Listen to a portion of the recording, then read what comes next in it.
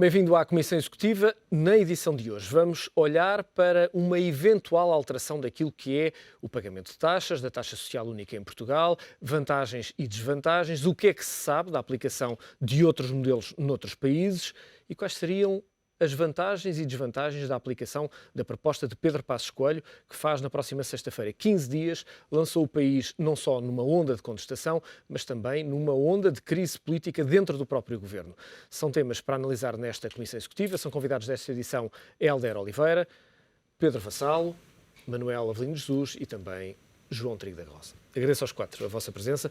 Hélder Oliveira, começo por si para lhe perguntar: seria benéfico, seria arriscado ou seria de facto uma má medida fazer estas alterações na taxa social única?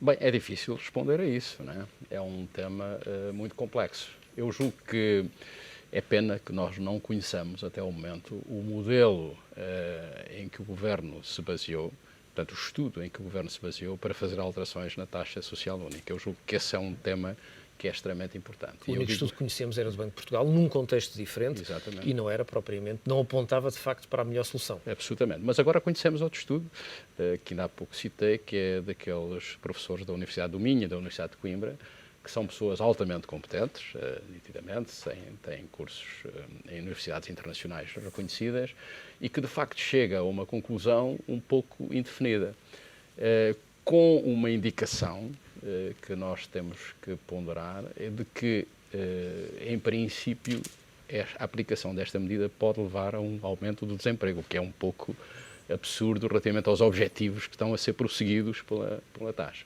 Eu julgo que devemos ponderar duas questões: a questão política e a questão técnica. Portanto, deve-se continuar a discutir a questão técnica com algum espírito crítico, mas com alguma frieza também, mas terem atenção à questão política, que é realmente aquela que provocou toda esta agitação dos últimos tempos e que é realmente difícil de perceber. E é pena, mais uma vez, que este problema tenha surgido nesta altura, num momento em que existem na Europa sinais de que podemos estar a caminhar por um caminho diferente, não é?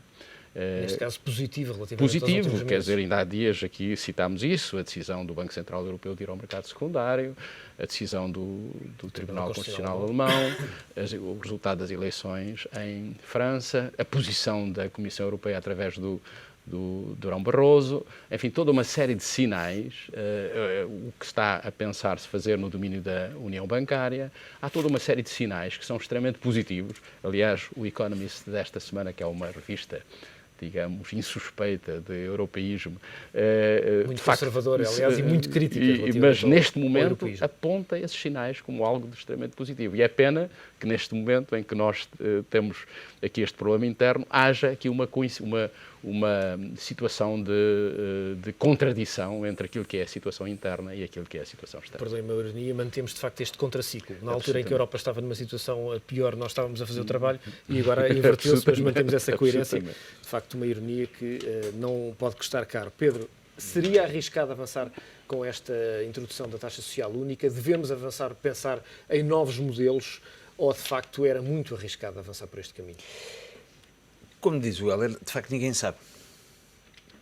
Eu tenho confiança, obviamente, porque as credenciais técnicas do professor Vítor Gaspar falam por ele, não é? Quer dizer, não há pouca gente com as credenciais técnicas que ele tem e com a experiência que ele tem. Isto não quer dizer que eu passe um cheque em branco, quer dizer que, estou como o Hélder diz, seria bom conhecer os estudos e o método e enfim, o modelo em que se baseiam o Ministério das Finanças para dizer que essa é uma medida geradora de emprego. Mas eu, a priori, não percebo como é que tanta gente diz, tem tanta certeza relativamente aos malefícios ou às desvantagens da medida e não às vantagens. Eu falo por mim. Eu, na instituição onde eu estou, fiquei muito contente de dizer assim, bem, tenho aqui uma poupança, como estou afogado na tesouraria por aqui, fiquei muito contente. E se calhar há meia dúzia de pessoas que eu se calhar já não vou pôr na rua. Ficou surpreendido por a grande parte dos não sei se na empresa do João acontece a mesma coisa ou na do Exatamente o contrário, Pedro. Como? Ficou surpreendido pela, de facto, a reação da maior parte dos empresários ter sido negativa relativamente Não percebo. Não percebo, eu estou como o Carlos Moedas. Queixam-se da falta de tesouraria, queixam-se não têm crédito. Têm aqui uma bolsa de oxigênio para investir, para pagar melhor aos trabalhadores, para o que for. E de repente dizem, não precisamos disso. Eu não faço juízos sobre as empresas dos outros. A mim faz-me alguma confusão. Como é que pessoas sem conhecer o estudo, nomeadamente a Dr. Manuel Ferreira Leite e pessoas desse género, o Dr. Pacheco Pereira, como é que essas pessoas, de repente, têm tantas certezas sobre um estudo que não conhecem? E mais, porque há aqui um problema complicado, como aliás nós vimos relativamente ao déficit de 2012, é que a alteração, a composição da despesa mudou muito. E mudou muito porquê? Porque nós em 2012 apanhámos uma pancada gigantesca. E as pessoas mudaram o tipo de despesa que faziam. Daí foi o problema dos carros, que venderam muito menos carros no primeiro semestre. Porque ninguém verdadeiramente pode saber como é que qualquer um de nós aqui à mesa para o ano vai alocar o seu orçamento. E, portanto, é preciso só com base nesses modelos é que depois se pode estimar e tirar uma conclusão. O que a mim me faz uma certa confusão, e surpreende-me sim, é que de repente como é que há um coro de protestos com uma medida que não conhecem, mas mais, uma medida que permite, não é exatamente dos 2 mil milhões, 500 milhões é que vão para o déficit orçamental. E a mim faz-me confusão como é que pela primeira vez há uma medida que pode não criar emprego, mas pelo menos pode estancar o desemprego. Mas há estudos que apontam no sentido contrário também. Há estudos para tudo. O Carlos Marx também tinha estudos para, quer dizer, fala com o Dr. Francisco Louçã e ele diz-lhe como é que uma economia comunista funciona e como é que somos todos muito mais felizes, muito mais ricos. Mas, Pedro, isso a economia dá para tudo, faria isso eu também sentido sei. arriscar? Eu reconheço que politicamente houve aqui um perigo. Mas também lhe digo uma coisa a certa altura. Eu prefiro alguém que arrisque do que ficar tudo na mesma. Porque dizem assim, o desemprego está sempre a subir, não se faz nada. Quando se faz alguma coisa, isso não se faz. Então, expliquem-me. Eu gostava de perceber qual é a alternativa que dão para desafogar as empresas. É dar mais crédito? Isso depende dos bancos. As empresas estão descapitalizadas. Como é que se faz? É o Estado dar. O Estado não tem. Portanto, a certa altura, toda a gente se queixa, toda a gente faz grandes manifestações e diz assim, é como ao poeta, não sei para onde quero ir, sei que por aí não vou. Mas digam qual é a solução. Eu estou à espera. O PS que fez esta guerra toda, à volta disso, eu estou à espera que o PS explique como é que vai resolver o problema. Que o GT, o Dr. Mário Soares, nunca lhes perguntam a eles como é que resolve o problema. Limitam-se a vir para a rua protestar. Bem, mas treinador de bancada também saiu a ser.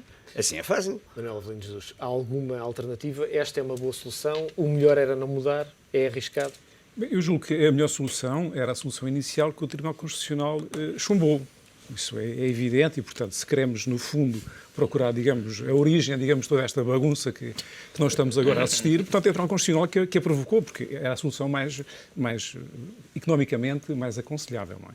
Agora, em função daquilo que foi proposto, eu julgo que... Eu sou defensor desta medida. Portanto, eu julgo que, economicamente, ela justifica-se. Mas, professor, permita-me interrompê-lo. Nos dois sentidos, ou seja, na redução para as empresas e aumento para os trabalhadores. As duas coisas, exatamente. Por um lado, a redução para as empresas, portanto, por razões de competitividade, e a redução, portanto, e aumento para os trabalhadores, porque o consumo tem que ser claramente diminuído, como é evidente, e, portanto, como as coisas se apresentam neste momento, teremos que continuar a reduzir o consumo por essa via ou por outra, portanto, equivalente. Agora, eu gostaria de dizer o seguinte. Entre os economistas isto é polémico. Como dizia o Pedro, portanto, há estudos para tudo, não é? Agora, o que a mim me parece estranho é que se tenha constituído um coro afirmando que não serve. Porque é esquisito, portanto, entre a comunidade dos economistas, isto é polémico e não sei a percentagem que nós nos dividiremos, mas a imagem que a comunicação social está a transmitir é altamente deformada sob a opinião da comunidade dos economistas. E isso é estranhíssimo. A comunicação social transmite aquilo que as pessoas dizem, não inventa opinião. Sim, não inventa, mas seleciona. Claro. Seleciona. Exatamente. Seleciona. Exatamente. Eu portanto, não isso é o problema das amostragens. Não é difícil. Não, mas repare, quer em Portugal, quer ao nível internacional, esta medida já foi muito estudada, há N estudos, há N opiniões, é uma medida polémica. Agora, do meu ponto de vista, esta medida justifica-se porquê? Porque eu admito que no muito curto prazo, por razões de procura, de redução do consumo, a medida possa não ter um efeito imediato significativo, em termos positivos. Agora, no médio e no longo prazo, a medida é claramente positiva, não é? Porque, repare, trata-se de reduzir o preço de um fator de produção. É muito difícil nós encontrarmos justificação... Está a subir relativamente à média europeia. Encontrarmos justificação para... dizermos que, portanto, com um prazo razoável, que isto não tem efeitos positivos sobre a procura de trabalho por parte das empresas, como é evidente tem.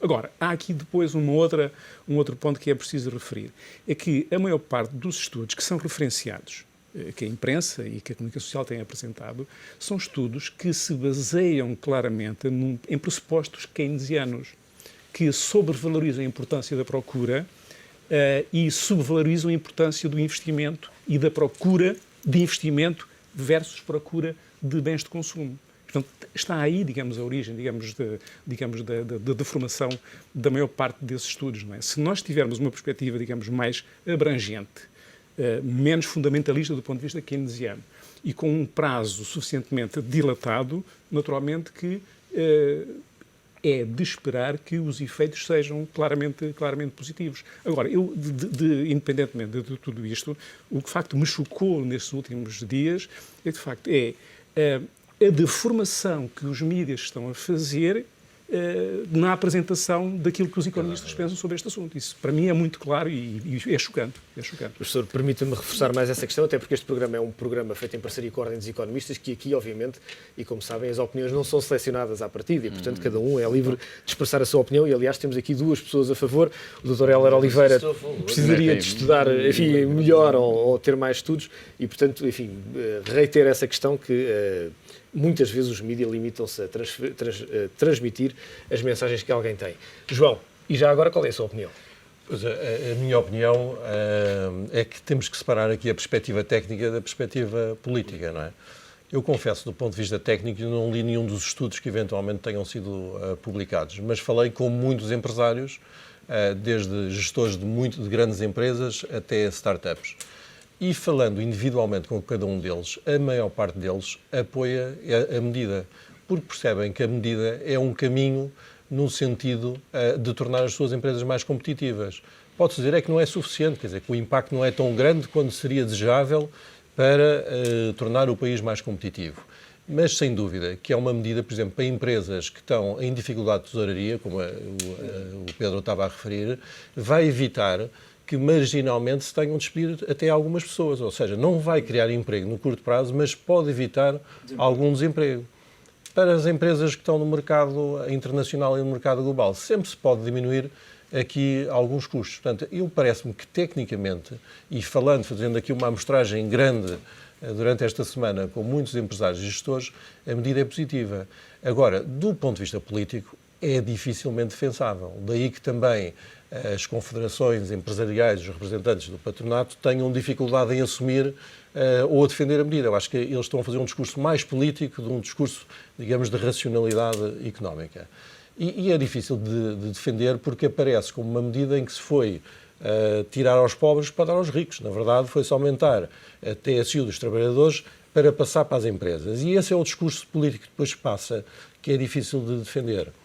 Ou seja, isto se calhar teria passado se tivesse sido feito em tempos diferentes. Ou seja, há uns meses atrás, ou há 1 ou 2 meses, quando foi o chumbo do Tribunal Constitucional, o Governo dizia a medida alternativa é esta, de aumentar a TSU para compensar ou não poder baixar tanto os subsídios dos funcionários públicos, que há aqui um problema orçamental que de alguma forma tem que ser resolvido, e mais à frente dizer Portugal tem problemas de competitividade, vamos lançar esta medida de baixar os custos laborais das empresas. Desfasado no tempo, se calhar isto passava. Em conjunto, é indefensável. Cria um problema de comunicação também. Um problema político, obviamente. Helder Oliveira, quando olhamos para aquilo que foi a manifestação do passado sábado, dia 15, há de facto uma onda grande de contestação, uma maioria silenciosa contesta esta fadiga ao final de um ano grande, tranquila, digamos assim, ou pelo menos ordeira, era o termo que eu queria utilizar. Mas há, sobretudo, uma ideia por parte de toda a gente que se manifestou e eventualmente queria manifestar e não acabou por não se manifestar, que ainda faltam 2 anos de muita dureza, de um plano de austeridade que vai ser muito duro nos próximos anos. Parece que o Governo e a própria oposição estão convictos de passar essa mensagem e o povo estará, digamos, os portugueses estarão disponíveis a estar mais 2 anos a sofrer mais medidas de austeridade? Bem, dissemos aqui há dias, e eu reafirmo, que a austeridade é algo não é incontornável, não é? Portanto, essa ideia tem que passar sistematicamente na opinião pública. Não há outra alternativa a não ser passarmos por um período de austeridade. Agora, esperaríamos era que outras, que no domínio do fine-tuning, né, houvesse outro tipo de atuação que fosse possível realizar. Algumas das medidas que nós imaginamos têm alguma dificuldade na prática de serem concretizadas. Por exemplo, parece-me ser, para além desta questão de haver uma transferência de fundos dos trabalhadores para as empresas, há também esta questão muito delicada, que é verificarmos que as empresas de bens não transacionáveis vão beneficiar enormemente de uma medida que, de facto, devia ser aplicada fundamentalmente às empresas de bens não transacionáveis, aliás, de transacionáveis, porque aí é que está o grande problema que nós estamos a defrontar, que é a capacidade dos produtos portugueses serem competitivos no mercado internacional, não é? Portanto, esta injustiça, pelo menos aparente, devia ser possível ultrapassá-la. É difícil, porque há problemas institucionais que são difíceis de ultrapassar. Portanto, eu acho que deveríamos pensar um pouco melhor, digamos, sobre aquilo que são as medidas possíveis de serem aplicadas, porque, de facto, como a medida foi decidida, todos nós agora concordamos, acho eu que aí é generalizado o consenso de que houve alguma inabilidade na forma de as coisas serem aplicadas. Agora, que a austeridade é irrevogável, isso é algo que todos temos de ter em mente. Há apenas, digamos aqui, o que eu julgo, complementando aquilo que eu disse há pouco sobre o que está a acontecer na União Europeia, o que era importante a seguir era houvesse algum consenso no sentido de ser relançada a atividade a nível europeu. Os países que têm superávit faziam investimentos, faziam despesa, em termos keynesianos, não é? E os países que não têm superávit faziam as modificações estruturais que é possível intervir na sua economia. Esse não parece um caminho muito Pois, mas acho que é inevitável com muita probabilidade que nisso. aconteça. Okay, eu sei Pedro, como é que se explica aos portugueses que vão ter que passar 2 anos ainda mais duros do que este ano que já passaram? Porque, obviamente, os objetivos são muito duros nos próximos 2 anos. Mas eu acho que esse é exatamente o problema. O problema aqui é que há um desencontro nítido de expectativas. Porque até isso que o Helder estava a dizer era interessante, há bocado que é agarrar no assunto, que é o seguinte: nós de facto já andamos aqui há uns anos a sofrer, já com o Sócrates ele começou a apertar, não é? E de repente criou-se aqui um bocadinho a noção de que já chega. Provavelmente as pessoas não teriam esta noção se a elite política não cavalgasse esta onda. Mas como a nossa elite política, infelizmente, e dos mídias, é igual a dos outros países, Pedro. Não sei se é igual a dos outros países. Sei que cá é muito fraca. Porque entretém-se em guerras intestinas, dentro do PSD. Não, vou-te explicar. Não é isso. Fiscalistas, professores universitários, mas eu acho que o polícias problema e ladrões. Mas é que eu acho que... Rui, é exatamente esse o problema. É que nós, em vez de estarmos todos do mesmo lado e estarmos todos a dizer, olha, sim senhora, temos opiniões diferentes, mas de facto, PS incluído, Presidente da República, as pessoas que não estão na posição e que não concordam, as pessoas que fazem comentários... Mas se nós fôssemos um país diferente, éramos o único país da Europa em dificuldades. Não, mas não é isso, desculpa lá. Eu vou à Alemanha e não encontro isto. Na Dinamarca não é isto, na Suécia não é isto, na Noruega não é isto. Portanto, julgam que isto aqui os outros são ricos, se calhar também por causa disto. E então, nós partimos todos para a rua e, de facto, o maior partido da oposição, por exemplo, quer deitar o governo abaixo com uma moção de censura, mas diz também não quer ir para o governo. E a gente pergunta-lhe quais são. E o Helder diz aqui muito bem. Mas quais são as alternativas? Tem que continuar a haver austeridade. Qual? Isso eu não digo. E, portanto, como há aqui este desencontro de expectativas e como vem agora este desafogo na Europa, estou perfeitamente de acordo consigo. Estou de acordo consigo relativamente aos factos. E começamos a ter um banco de last resort, não é? Espera aí. E, de repente, pode-se ter criado na opinião pública a sensação de dizer... isto agora afinal vai. Isto é preciso desafogar. E não é possível desafogar porque a gente deve este mundo e o outro.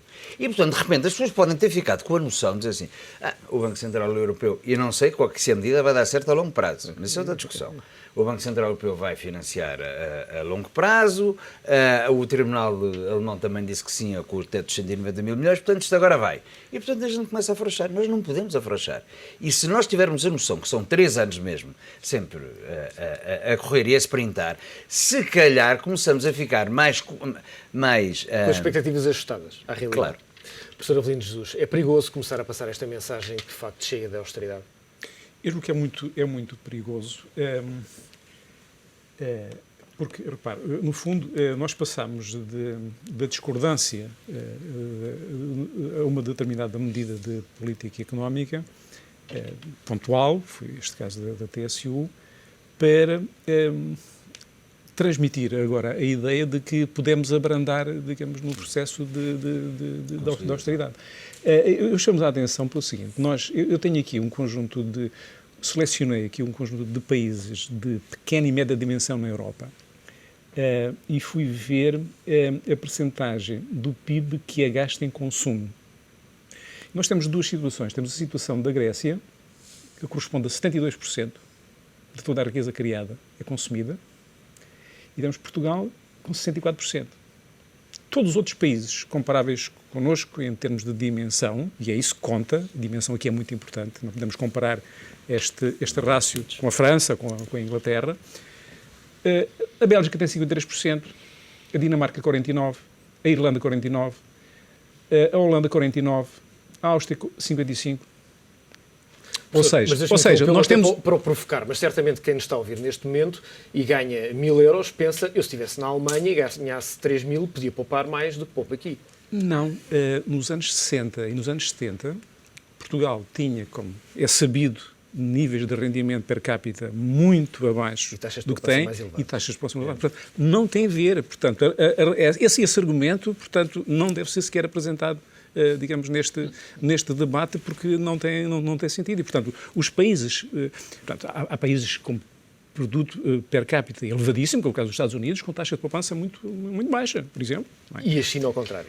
Exatamente. Portanto, não tem a ver. Portanto, ou seja, para países com a nossa dimensão, portanto, para Portugal, nós temos que nos aproximar deste nível de consumo.